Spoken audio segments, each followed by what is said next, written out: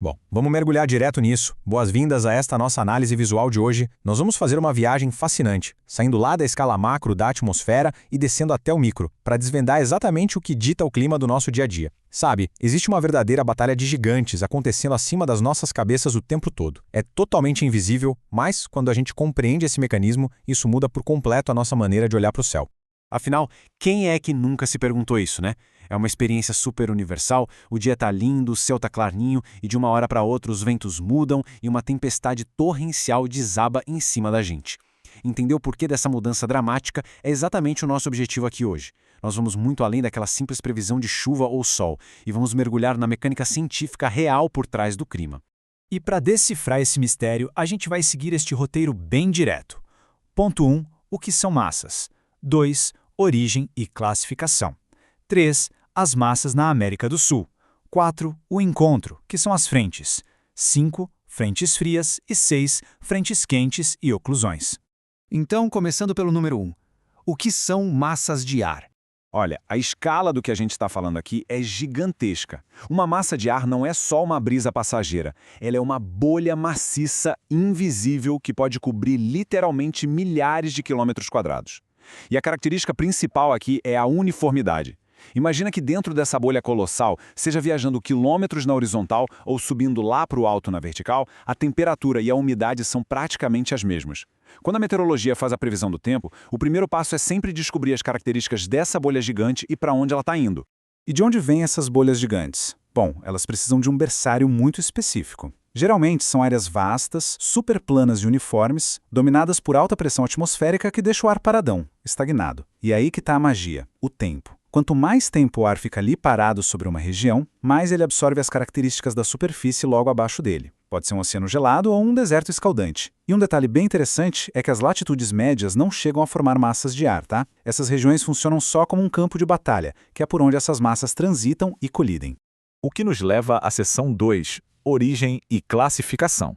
Se a gente olhar o planeta inteiro assim, ele funciona quase como um tabuleiro de xadrez para a distribuição dessas massas de ar. Desde os extremos polares lá em cima e lá embaixo, gerando aquele ar gélido, até as zonas equatoriais no meio que geram calor intenso. Cada região fonte imprime a sua própria assinatura de temperatura e umidade no ar. E é justamente o balé constante dessas diferentes assinaturas pelo globo que acaba ditando o clima de todo o planeta.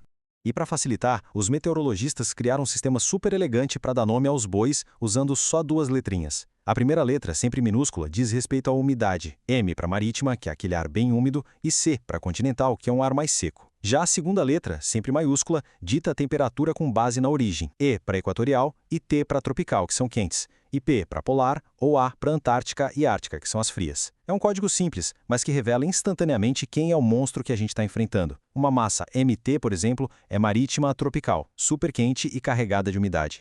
Avançando para o nosso ponto 3. Como essas massas atuam na América do Sul? O nosso continente sul-americano é fascinante, né?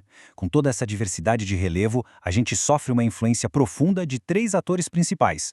Tem as massas tropicais marítimas puxando aquela umidade imensa do oceano, a tropical continental, que age mais lá no interior, seca e quente, e a imponente polar marítima que vem subindo do extremo sul com tudo. A própria geografia da América do Sul é perfeita para isso, com a imensa cordilheira dos Andes servindo como um paredão de um lado e o oceano do outro. Isso cria uma espécie de corredor gigante para o avanço das massas polares lá do sul em direção aos trópicos. Para colocar isso de um jeito bem visual, olha essa carta de pressão ao nível do mar. Sabe aqueles mapas malucos de previsão do tempo? É exatamente isso aqui. Essas linhas contínuas são as isóbaras, e essas letras, A e B, marcam onde estão os centros de alta e baixa pressão. É olhando para esses padrões embolados e para essas linhas cheias de triângulos ou semicírculos que a gente entende onde as massas estão batendo de frente. A atmosfera nunca está parada, é um fluido super dinâmico. Chegamos na seção 4, o encontro, as famosas frentes. Quando duas dessas bolhas gigantes com características diferentes se encontram, bom, elas não se misturam pacificamente. Elas formam uma frente. A frente é literalmente a trincheira dessa batalha, a zona de transição. E elas são insanas. Podem ter milhares de quilômetros de comprimento rasgando o continente, mas uma largura bem estreita, tipo de 5 a 50 quilômetros só. O lance é que é justamente dentro dessa faixa estreita que a paz acaba. A temperatura cai ou sobe do nada, os ventos ficam super fortes, mudam de direção e, claro, formam aquelas nuvens pesadíssimas de chuva que a gente vê da janela de casa. E isso nos leva à seção 5, frentes frias. A física de uma frente fria é bruta. O ar frio é denso, ele é muito pesado, então ele age literalmente como um trator, uma cunha rasteira avançando pelo terreno. Quando ele tromba com uma massa de ar quente que é bem mais leve, o ar frio passa por baixo e joga esse ar quente para cima de um jeito muito rápido e violento. Essa elevação repentina do ar quente e úmido é o motorzinho que gera todo aquele caos no clima. Essa porrada pro alto cria aquelas nuvens assustadoras e imponentes chamadas cumulonimbus, sabe? Aquelas nuvens de tempestade com o formato de bigorna no topo. É o que traz chuva pesada e rajadas de vento que derrubam árvore. Aqui no hemisfério sul, o normal é que essa frente avance do sul para o leste. E tem um detalhe muito legal, dá para prever isso olhando para o céu. Os ventos lá no alto sopram cristalzinhos de gelo bem à frente da tempestade, formando aquelas nuvenzinhas bem finas, as cirros. Viu essas nuvens altas? Pode apostar que uma frente fria pesada está chegando.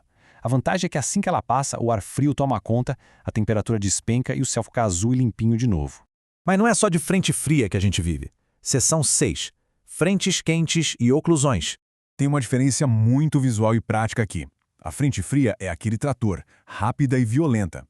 Já a frente quente é bem mais preguiçosa, com uma mecânica suave. Nela, o ar quente, que é mais leve, vai deslizando lentamente por cima de uma massa de ar frio que está indo embora.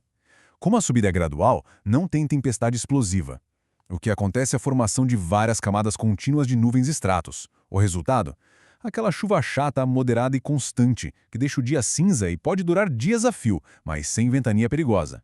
E a chegada de uma frente quente é tão previsível que parece uma escadinha no céu. É literalmente uma contagem regressiva para a chuva.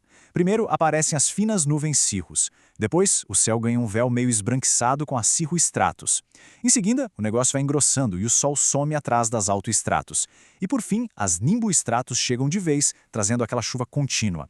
É só olhar para cima e ler essas páginas no céu. Claro que toda batalha uma hora empata, né?